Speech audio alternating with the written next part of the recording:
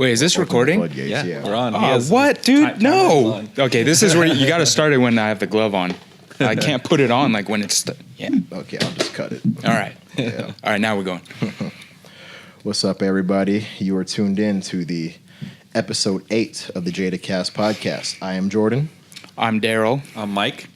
How's everybody doing? Good. Good. Kind of in a food coma. It's that post-lunch feeling. That's right.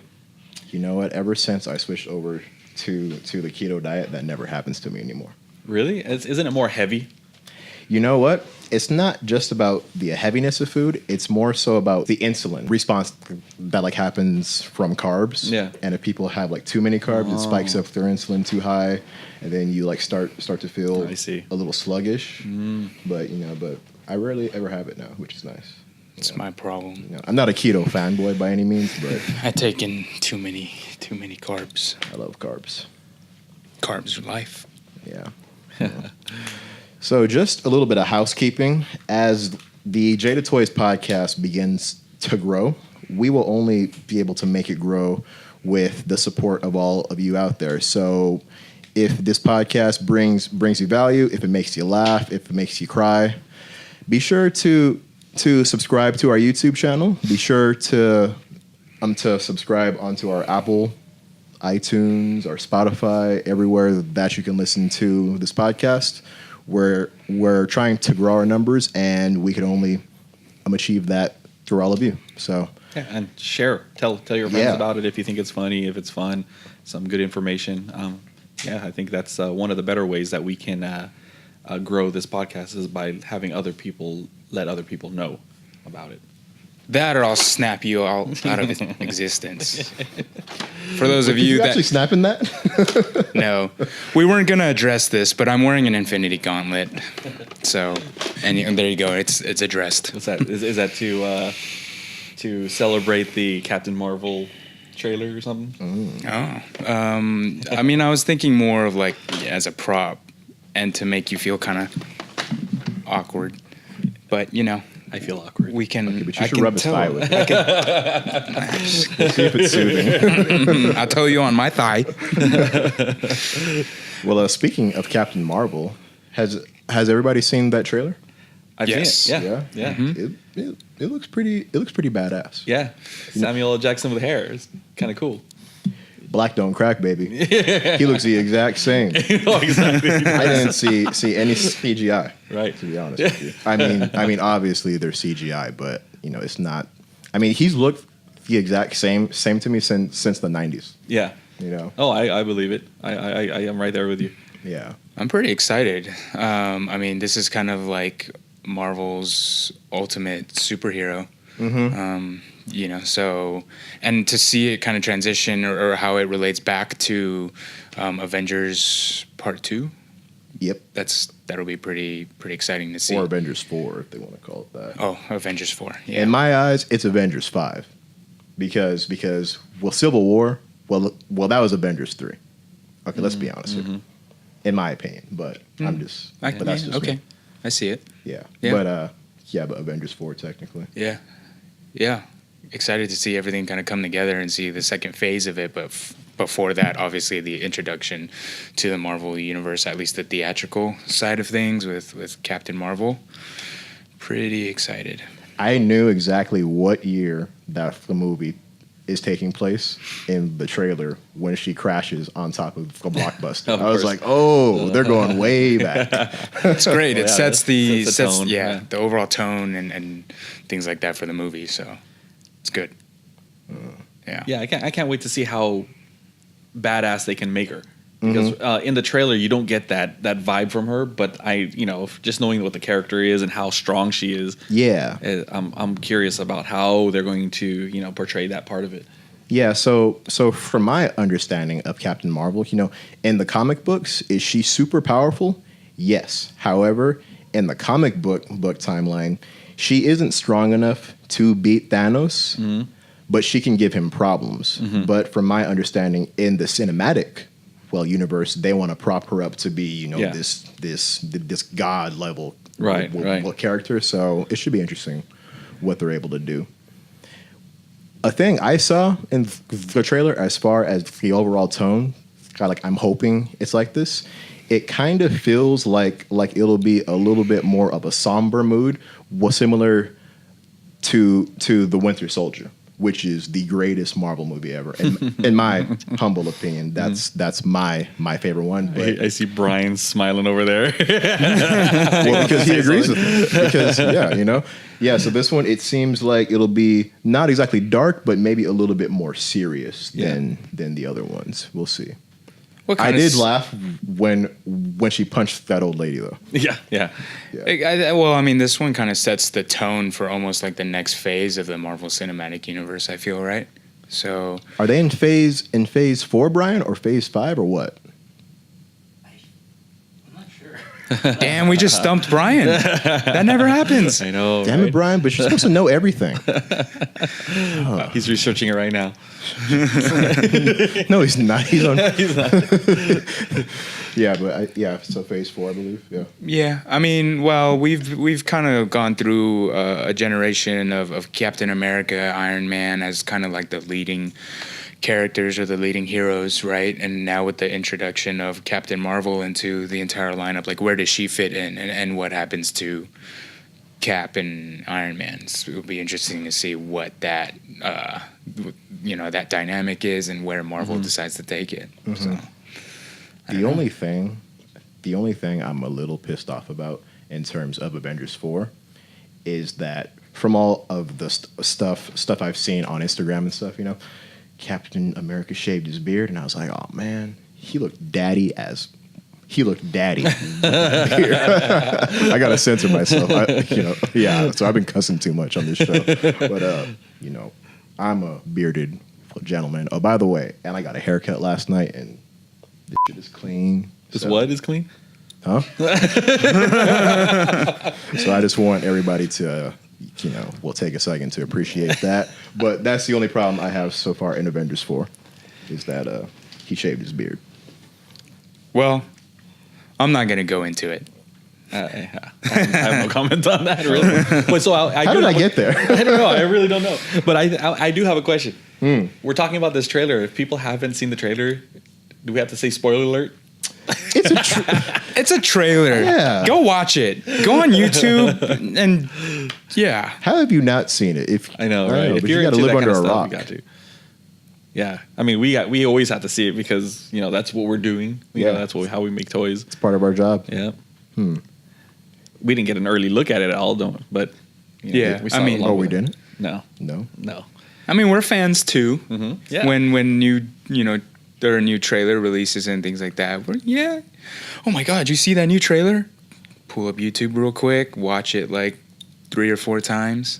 Well, I mean, whenever we're always watching trailers, like that's one of the first things I do when I get into the office. Besides, checking my emails, I go in YouTube and look at all whatever is new on the entertainment side of things.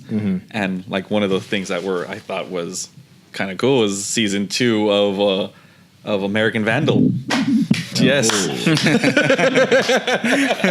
I still have to watch that, by the way. Well, tell them a little bit about American Vandal. American Vandal. Well, no, we can't. I'd rather not get into it, but look it up yourselves. Moving on. Next topic. Yeah, so it's one of those things that if you know about it, then you just know about it. Yes, exactly. Yeah, we are a family-friendly company here. We make toys, okay? We make toys. Yeah. Hey, but could you imagine for Brie Larson? Wait, is that her real name? Yeah. Okay, Brie Larson.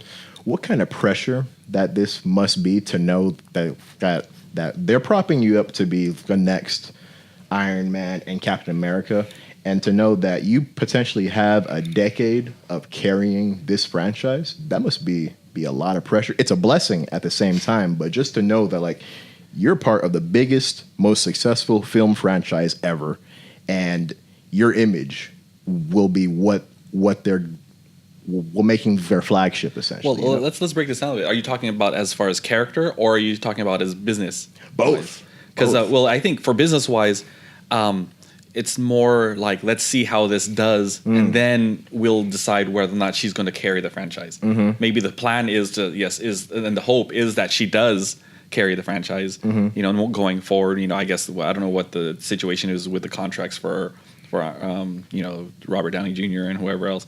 But yeah, I think it's more let's just put this out and see. Let's try to put out the best movie we can and see how it turns out. But as far as character wise, I really don't know enough about her. But yeah, I mean, she does have a lot on her hands to if she is going to start carrying this franchise. I'm sure it plays a role. I think if you're Marvel, you're kind of thinking, you know, just how they planned out their whole phase leading up to Infinity War. It was like like a 10-year thing? 10 years of perfect execution. You know, so I don't doubt that they have multiple things in the pipeline as far as the next, you know, 5 years at the very least. But it seems like the direction that they're kind of taking, or at least they want to take Captain Marvel into, kind of like what I alluded to earlier, as almost like leading the next, you know, phase of the MCU. Seems pretty logical that they would have more things lined up for her. But for Brie Larson in particular, I mean, it's a lot of pressure, but I feel like she's a good casting for it. You know, and personally, I feel like she'd be able to do it. Business-wise, professionally, I mean, that's great. It's kind of like Vin Diesel with Fast and Furious. You struck a gold mine. Yeah, right. But it's crazy because we've been working with Marvel for, man, how many years now? Maybe 7, 8 years, 6, 7 years, more, maybe longer. Something like that. I remember back then when we first started working with them, they showed us the calendar for 5 years down the line, and like we're at the point where I saw their lineup of movies and what they were planning to do from way back then, and they followed it to a T. So these guys know exactly what they're doing. They're on top of it. They know they have that plan, that roadmap, and they're sticking with it. And you know, look how successful it is. Man, that's incredible. It is. It's pretty awesome. I would not want their job. Well, I mean, there's probably a whole team of these guys working on this stuff and, you know, figuring it all out. But whoever they are, they're give them props for sure. Yeah, for sure. That's amazing. Yeah, that's amazing execution. And it's just a hit every single time. I mean, I was amazed when I saw the whole list. I was like, okay, Iron Man, Hulk, Thor, and I'm like looking down the line of all of these titles. I'm like, wow, these guys are really going to invest a lot of money in these next few years. And yeah, look what they did. I mean, look at how crazy the last Avengers movie is. I mean, everyone was in it. The whole squad. Yeah, and you know, some of them weren't. but some, like the ones they'll that, be in. Yeah. But the ones that were, I mean, it wasn't like they just had little roles too, you know, and like quick cameos. They had pretty cool parts. Mm-hmm. They kind of shaped a generation, I feel. Because prior to like any superhero movies, it was just kind of like your traditional like action, like, you know, comedy, whatever. Like our genres were still pretty basic. And then the first time that we saw an introduction of a superhero on the big screen was kind of like, oh, you're bringing like this kid out in you again. Right. And for them to keep rolling these, you know, out, now it's just kind of one of those things where we've come to expect these things from them. You know, it's a new entertainment value. I feel it's really cool to see. Well, I'm curious about though is like, you know, that movie. I don't know how much it cost to make. I mean, wait, for which one? Infinity War? Yeah. I think on the Wikipedia I saw it cost like $400 million. Now, remember back in the day when Waterworld came out, and that was like the most expensive movie that was ever made. Oh, I'm kind of. I don't want to call you old. There was one, I mean, there was one point, right, Brian? I think it was Waterworld was one of the most expensive movies. Let me see how much it costs. Yeah, but now with that same kind of money, they can make it all crazy back, and it's not only you know, set design and special effects. It's special effects and actors and you know, I don't know if they're getting a lot more for the money or I don't know how much more money this movie costs compared to Waterworld. So for Waterworld, I typed it in. The budget for it was $175 million, and that's for a movie in the '90s. So yeah, if you adjust for today's, you know, I don't even know how much that is. And how much was Infinity War? Infinity War is $400 million. Sheesh. But Infinity War killed. Yeah, and I guess Waterworld bombed. But you know what? It's still one of the coolest attractions at Universal Studios. Right in the beginning of the park, yeah. But I mean, crazy. I'm sure technology plays a hand in making everything possible, right? And when you're talking about the overall scope of a movie as big as Infinity War is, as it's almost like the end of the 10-year plan, you know? There's a lot of hype that feeds into, you know, what that movie can be. And I think on a business level, the investment that you put into it makes a lot more sense that way. Yeah, when you hype it up to a certain extent, and you know that for sure you've conditioned this fan base over the course of 10 years to expect something grand. Yep. Right? There you go. And they never go backwards. You know, it's very hard for once you're at the very top to not fall off, you know, but they just keep going up and up and up. And man, a 10-year plan, I don't even know. Well, hear what I'm gonna do in 10 minutes right now on this podcast. You know? I got this computer open, but there's nothing on. Yeah, that's crazy though. I can't believe how well organized and how well thought out their path was, and their planning for everything. It's crazy. And then especially because they don't have access to every character that is actually involved in these stories. Well, they have to adjust too, because things keep changing. You know, the who owns what property changes all the time, and they're still, you know, having to fight those battles as they come along. Yeah, I mean, because if you want to be a purist, you know, in Infinity War, in the comic books, you know, the X-Men and the Fantastic Four are a big crucial part in the Infinity War, and in the movie, well, they were able to pull it off, and I was, well, more than satisfied. Yeah, so really. It's really incredible. That's cool. Yeah. Yeah. That's crazy. Yeah. Well, since we're still on the topic of superheroes, has everybody heard about on the DC side? Mm-mm. Oh, I know where you're going. Yeah. So apparently, Henry Cavill, Superman, potentially might not be Superman anymore. And they might replace him with Michael B. Jordan. What? Yeah, Michael B. Killmonger. Killmonger is Superman. Wait, is that a confirmed, or is that just rumor? Or? It's. Well, I think it's just still a rumor, right? Yeah, I think it's just being talked about right now. Nothing is confirmed, but I don't mind it. I don't think I mind it at all.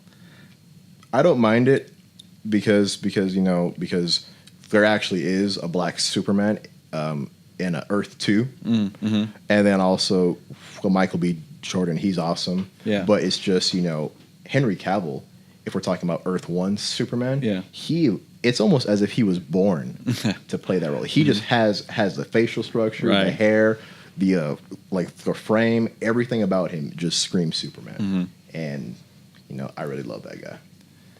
He's I mean, he's kind of like, in my opinion, the ideal Superman for everything that you just gave off. I suppose at the end of the day, I don't really mind it either. I don't understand why. Maybe I didn't read I didn't read enough of the backstory of what went down, but maybe on one hand, this is a good thing. I think DC kind of needs a shake up in that universe to kind of get them, you know, maybe put on a better track as far as the theatrical things are concerned. I mean, I'm a fan of DC. Definitely. You know, and they definitely have a different vibe when compared to Marvel movies, but with, you know, how Justice League performed, which was supposed to be their version of Avengers or something, you know. I don't know. It'll be interesting. If it was Michael B. Jordan, though, I wouldn't be mad at it. I love him. Yeah, he's great. Yeah. Wow. So lots of superhero talk. So we have been talking a little bit, and we kind of want to get back a little bit more on the product side. And so for you, Mike, but you had told me that some of the things that your team does is that you guys will include some Easter eggs on the actual cars that you guys make. Yeah. And so, could you elaborate on that? So when we design cars, we're not designing the actual shape of the cars for the most part. Sometimes we are when we do body kits, when we do, the drop, the look. But the other part of it is designing the graphics that go on the car. And because the graphics are more our interpretation of whatever we want to put on here, we can be a little more creative, have a little more freedom with it. And, sometimes we have a little bit of fun with it. Like, for example, in our post-apocalyptic diecast line, even the RCs that we had, they were like a Mad Max style vehicle. They had guns and armor, but they were still lowered with big, cool rims. They looked awesome. I think it was a really cool line that we worked with Harold Belker to design some of the vehicles. And Harold Belker, if you don't know the name, he designed a couple of the Batmobiles. He designed a lot of different movie vehicles, and that's who we worked with to make some of these post-apocalyptic cars. But anyways, a couple of them were like there was a taxi, there was a police car, and we were able to do some fun things that I don't know if very many people noticed. So one of the examples is on the taxi. Instead of like just a regular license plate, I put. Wait, which taxi are we? So there's a taxi in a 1/64 scale diecast that we made in Battle Machines. Okay. Did I mention Battle? I mentioned Battle Machines, right? You just did post-apocalyptic. Yeah. So the line is called Battle Machines. Okay. We did, and Battle Machines is an RC line that incorporates laser tag with it. It was out probably like 7 years ago or so right now. And then we also had a diecast line which had 124, 164, and 132 scales. In the 164 scale taxi version, we had a little taxi. It had a machine gun on the top. It was armored. All the windows were armor, and it just it was a really cool looking little taxi. And then in the license plate, I put TB1CKL3. And it was paying homage to Taxi Driver, the movie Taxi Driver, and the character's name was Travis Bickle. So if you don't know that movie, who was it? Robert De Niro in Taxi Driver, and his character name was Travis Bickle. So that was one of the Easter eggs we threw in there, just for fun. And then like little things like instead of like taxis say toll paid upon arrival or something. We put toll paid on impact because it's all about hitting and mashing and crashing. Cool. Stuff like that is pretty fun. Yeah. Yep. So there's a lot of little things like that. And then also we have like our designers here put together little logos, or we put little themed vehicles together to kind of shout out the people that work here. So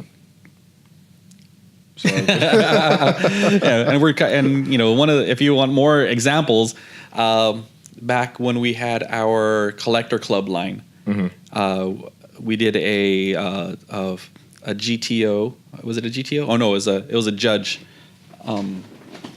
Forgot what it was, but it was one of the salespeople that worked here. She was a barbecue judge at one point. Judge? Yeah, she would. Sweet. Yeah, she would judge barbecue contests. Yeah.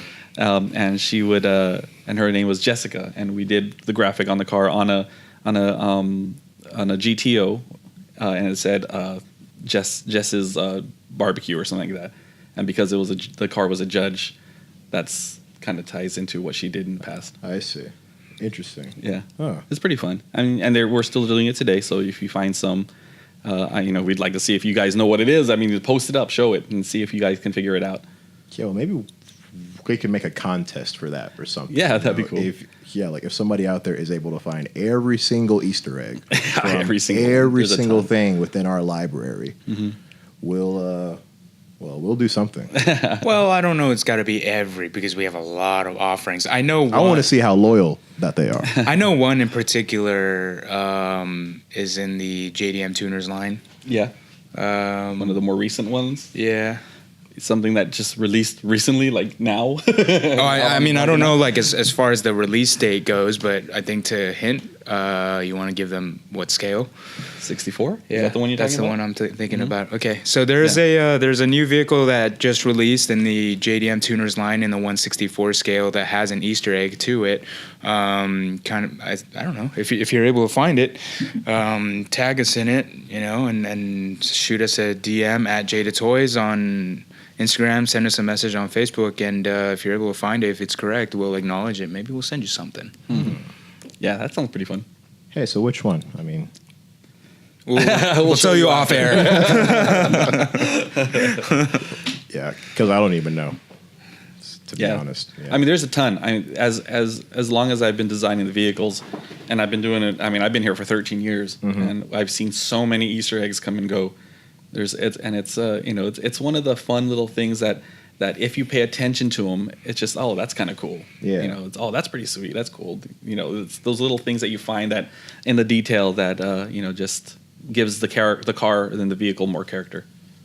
So is there ever any pushback from the licensors when when you do that? But sometimes there are. Yeah, sometimes they really scrutinize our designs and look at it closely and say, what's this? And then we try to explain it and can you take it out? And then we do, but a lot of times they don't. I see. I mean, a lot of times also we want to put stickers on or company logos, and we can't because either we don't have the license to use it or we don't have the agreement with those aftermarket companies to be able to use their logo. So we come up with our own.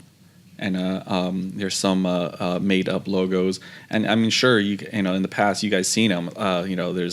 There's so many different logos that were on there that were just really the names of our designers. Oh, really? Mm-hmm. Yeah. I'm over here thinking that every single logo on here is an actual aftermarket company. No. Sometimes it's just like an aftermarket company, or it's just made to look like an aftermarket company. We designed the logos to make it look like as if some guy named Rocha owns a motorsport company. Okay, that's pretty cool. Yeah. Yeah, but you guys are so creative. I wish I had all that in me. It's pretty fun. Yeah, well, speaking of this whole process of creating product, of this whole process of essentially trying to get our vision across, for you two as leaders, how do you guys manage and communicate your vision to more creative people versus to more of the opposite spectrum of that, of maybe, a logical, numbers-based person, because I know that you have to say things to them a certain way for them to get what you're saying, but you can't apply that same train of thought to somebody else who might have a different type of learning style or type of creativity style. So for you guys, how do you achieve that exactly? It's kind of a loaded question, I know. Yeah, especially for Daryl with the guys he's managing are in this room. That too. Leadership questions. I think there's a lot of talk in today's world, I think, when you're talking about fundamental qualities of leadership, right? But I think for me, what I found to be most effective is just to be human. I think to be able to understand that when you walk into this building, when you walk into your workplace, you have to put on a different hat because you are now the example. You're not allowed to have days where you show emotion on your face. If things really get to you, the unfortunate truth is you can't really show that because it then trickles down to your immediate team. And if your immediate team senses that, then it kind of throws off the entire balance for the day. So that's one of the challenges. But going back to your original question of, creative and more, logical thinking, I think these groups of people process things differently. Yeah. And I think being in the toy industry and being around all these creative people in this building, you kind of learn through natural interaction, how these people are. So if you walk around the building and you talk to our creative people, the energy is always very upbeat. It's very chill. We all like to have fun. And when we're in our meetings, there's a constant flow of jokes and things like that. The second things get very, very serious, you can almost feel that it's a little bit uncomfortable. It's kind of like being a teacher. Not every student learns the same way. So you have to learn each student and figure out what the best way to teach them. Because if you are just going to teach everyone the same way, not everyone's going to absorb that information or that you're trying to give in an efficient manner. Some kids need to write it down 100 times. Some people need to say it out loud. Some people need to practice it. You have to just pay attention to who your audience is and make sure you know each one and how to reach each one. And I think being around them, you also understand that these quote-unquote logical people, most of them tend to have a little bit more of a thick skin to them because they're just all about the end result, and they go about their processes very differently. Therefore, whatever criticism is just kind of like part of their everyday, and they just take that, okay, whatever, and go. But I think when you're talking about dealing with creative people, that they create based off of emotion, whatever they're feeling, and that translates into the work. And so if you're to give any sort of constructive feedback to them, phrasing your feedback is very important. To say, I don't really like this. I'm not really feeling it. Creative people tend to be a little bit more sensitive. Not that it's a bad thing. It's just it ties back into how they come up with concepts and things like that. The biggest challenge I have is giving criticism to someone's artwork, but making them still feel that it's that I'm not scolding them. You have to say, let them know that what they're doing isn't a bad thing. It's just why, and you have to give them a reason why. Because if you just say, "Oh, it's ugly," you should do it like this, you're not really helping them learn why things should be a certain way. Yes. You got to give them a reason why, and then help them to understand, and then you'll get better results out of them because at least they know what you're thinking, why you want it in a certain way. And you as artists, you want to give them that freedom to be able to create that from their own imagination, from what they're feeling, and go from there. Because when they're putting their whole heart into this work, and you just trash on it, could be devastating to these people. It's so because they are sensitive, and every time they create something, it's a personal thing to them. Yeah. To go along with Mike's points with reasoning, I think to be able to offer a creative direction when you're talking about your team, your immediate team, or just the team around you, you're around each other every single day. Therefore, you guys are going to rub off on each other, and you're going to learn each other's tendencies and how you work. Take, for example, the marketing team. I think of knuckleheads. Those damn marketing people know nothing. Hey, wait, I'm on the marketing team. No, I think as a leader, you establish a culture, you establish a vibe within the team. Therefore, whatever expectations that you have of the team, everybody gets that. And I'm all for having fun. I'm all for a good time. You guys see that, but I think at the end of the day, if you're able to communicate that, hey, this is very organic, it's very free flowing, so long as things get done and kind of move along, right? And to kind of add again to Mike's point was setting the creative direction of things. I think over time, because we're around each other so long, we start to understand how we all work. We understand what we expect. Therefore, if I can just say, hey, I'm looking for something like this with these elements to it, go do what you do. Mm-hmm. That's a creative direction, but you're still allowing the designer to use their head, kind of put their emotions and to create something unique along this little path that you've kind of given them, as opposed to, no, I don't like it, can you do something else? Yeah. You know what I mean? So what are they supposed to go off of after that? And going even further back though, like more of a wide view of it, you can go ahead and give direction, but the main thing is to be able to give the people that work under you make them want to work with you and for you. Because if they don't like you, you're not going to get the best out of them. And also the morale of the department will just go down if they don't like working with you.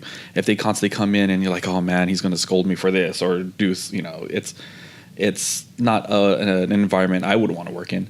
So, right. You have to make them feel comfortable and make them happy at what they're doing. So then, and also teach them at the same time, because, we're, as managers, are here for a reason, because we either have the experience, or, there's just something we've done that we just know the company, and you have to teach them. I'm not going to try to hold them back from growing. I want them to grow as much as I've grown in the past 3 years. It's only it's like paying it forward. Yes. I think that's the fundamental thing with that I can say, at least that Mike and I share, in that when we think about the team that we manage, there's no hidden agenda, I feel, with us. We try to make things as black and white as possible. And this is, again, only speaking to our leadership style of what we've found to work for us within this company culture at Jada.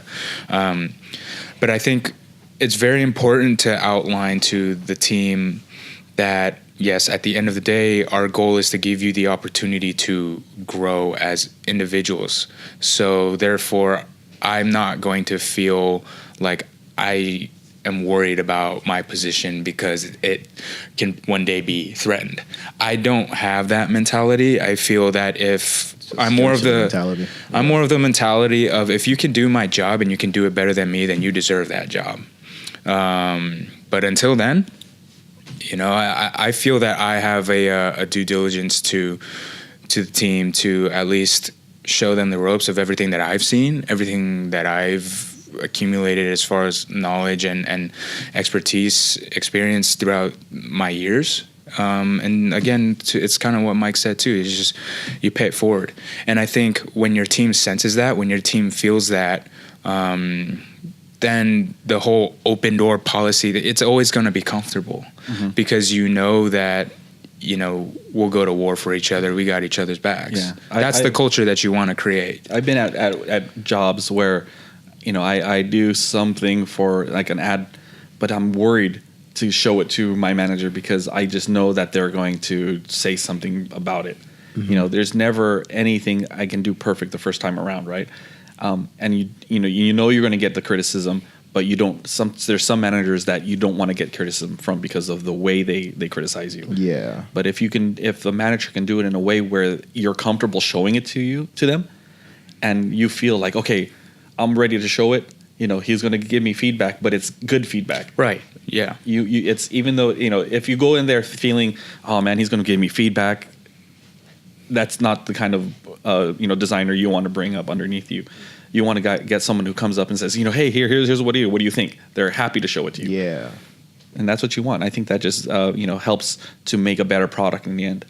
Yeah, I mean, there's a process there. I think there's a positive exchange or positive flow of feedback, communication to get whatever it is, the project to where it needs to be. But what goes unnoticed in that process, I think, is the learning experience that you're getting, I think, from each other, because every day is work for the manager. Every day is work for the designer or the creative person. I think it just adds to the overall experience. I feel adds to the relationship, adds to the dynamic, the overall morale, I think, of the entire department, the entire company. So I mean, those are just some of the things that we've found over the years just to work for us, and we're continuing to grow. Right. Not to say by any means that we're perfect. We're human. We make mistakes, and we all have our days. But the most important thing is that you continue to strive to grow. Yes. Yeah. Right. Yeah.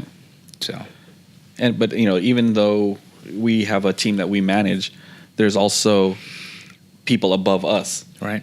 And, for sometimes you have to realize that they don't have the same kind of mentoring theories that you have, how they treat the people underneath them. So that's when you have to manage upward. Yeah. You have to be able to learn how to deal with those people who are above you, because they're different from the people below you, but you have to, deal with everyone individually. You can't deal with everyone the same way because, it's just, that's the real world is nobody is the same. Yeah. Not everyone's going to understand your logic. I think when you're talking about logical people versus creative people, environment is also very important.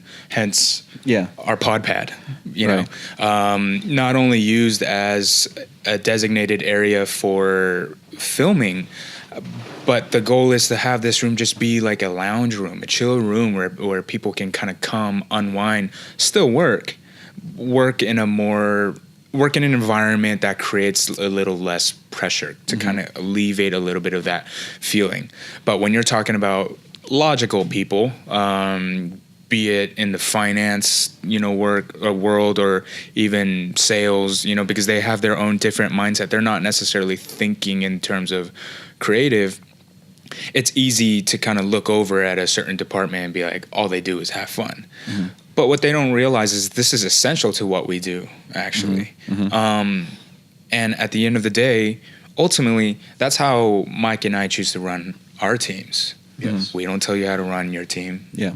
Don't tell me how to run my team. Yeah. And so long as we don't have that, you don't cross that line, it's cool. Yeah. Right?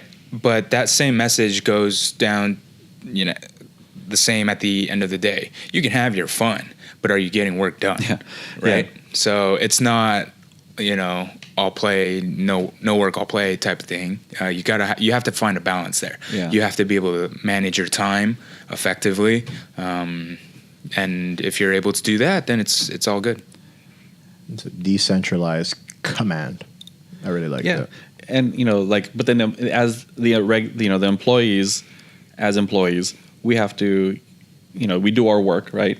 And as creatives, we also feel that we need to decompress every once in a while, right? Mm-hmm. So when I have some of the designers that are under in my department, if I go over there, talk to them, make sure they're cool, that everyone's good, everyone's not like feeling too stressed out. If they are, I'm redistributing the workloads. If they're in a zone, there's times when you're in a zone and you're working and you're like you got this, you're designing something, and I see that they're in that zone, I kind of back away and don't bug them, because getting out of that zone sometimes it takes they're in that a flow. While. Yeah, they're in that flow. You don't want to bug them. But after that, if they're done with all their stuff and they need to like unwind, and they can come into this room, lounge it a little bit, have a glass of water, a tea, coffee, or whatever. That's fine with me, because I know creatives need that little break to help them continue to have that creative flow throughout the day. Yes. Some of the differences in creatives and logical people. I think it's definitely more complex, and I think if you're not exposed to that, it can sound a little bit weird. But I think it ultimately goes back to, being human, right? Well, a tremendous amount of empathy. I think it goes back to, the kind of people they are. The creative people are more abstract, right? They don't have, they don't really work on a timeline. But more logical people, or people who are in the corporate part of it, where they're crunching numbers, X's and O's. They know. And there's a bottom line. Come in at 9:00. Yeah. You got your lunch at 12. You come back at 1. You work until 6. That's their schedule. They keep with that. They know that. But creatives, because everything is around them feels so organic, because there's something always happening, something changing. They have to, there is no real schedule.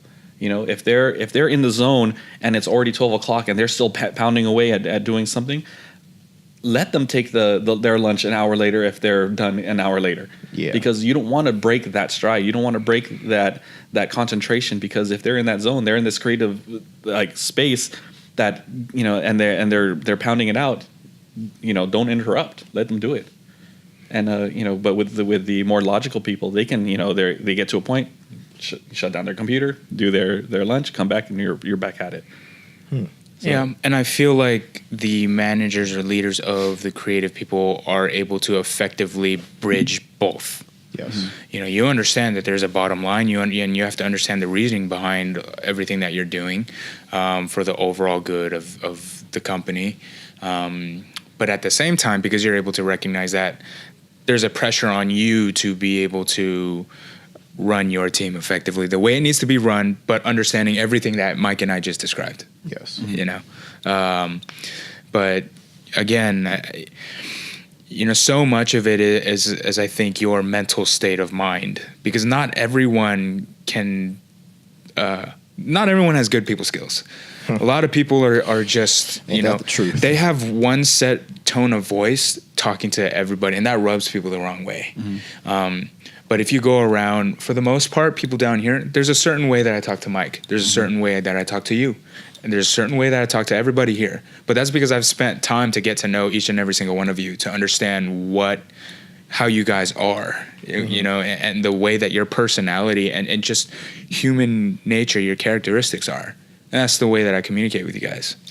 Now, do you think that quality that you both have, that some of it is kind of this natural born thing that you guys have? Because a lot of people, they don't know how to talk to people, and it doesn't even occur to them, like, hey, well, maybe I should change up my tone of voice to this guy based off of the emotional signals he's displaying as of right now. Like, some people, it just goes completely over their heads, so like, is there like kind of an environmental thing that causes this, or some type of like, a natural born thing, like some people are just have like more empathy than other people, while like other people are less compassionate, I think it's a born thing. I mean, it might be learned maybe like when you're really, really young age.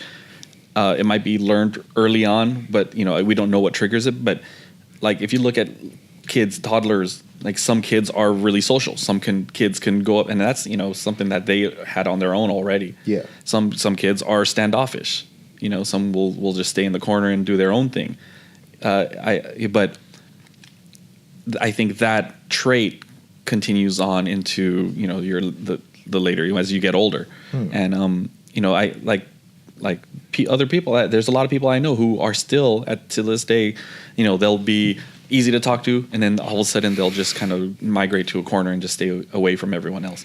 I think it is a personality trait that you're born with. I think that's my opinion. I agree to an extent. Yes, I feel like people are born with certain traits and qualities to them, but I also feel, again, and this is just my opinion, I feel that a lot of it can be learned based on the environment and people that you're exposed to. You hear the phrase all the time, you are who you surround yourself with, you're a product of your environment, all that stuff. I find that very accurate. Yes.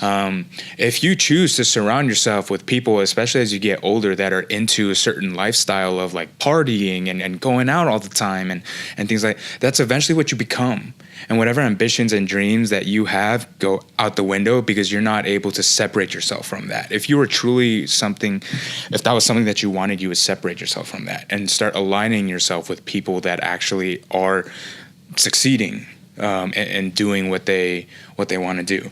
But by naturally aligning yourself with those kinds of people naturally make you start becoming aware or conscious of these characteristics, these traits, because you're now learning from them, whether you're aware of it or not. Eventually, I believe that you'll get to a place where these things become very top of mind. Yeah.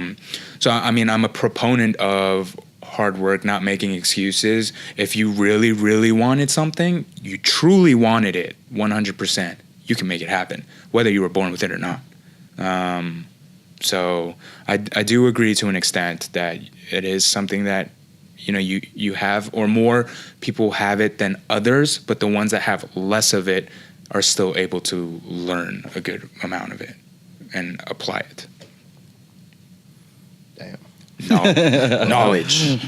Well, that was pretty solid, and you know what? I can't think of a better way to end an episode. So I have no idea why I'm buttoning up my shirt right now. But anyways, so guys, if you enjoyed this episode of the podcast, be sure to like and subscribe, share it with a friend, tell everybody about it, and come back for next week because we have plenty more. Some events that we have coming up. We will be at SEMA in Las Vegas this year at the end of October, early into November. So we'll have some really cool stuff there. And be sure to tune in for next week. So I'm Jordan. I'm Daryl. Mike. and we will see you later.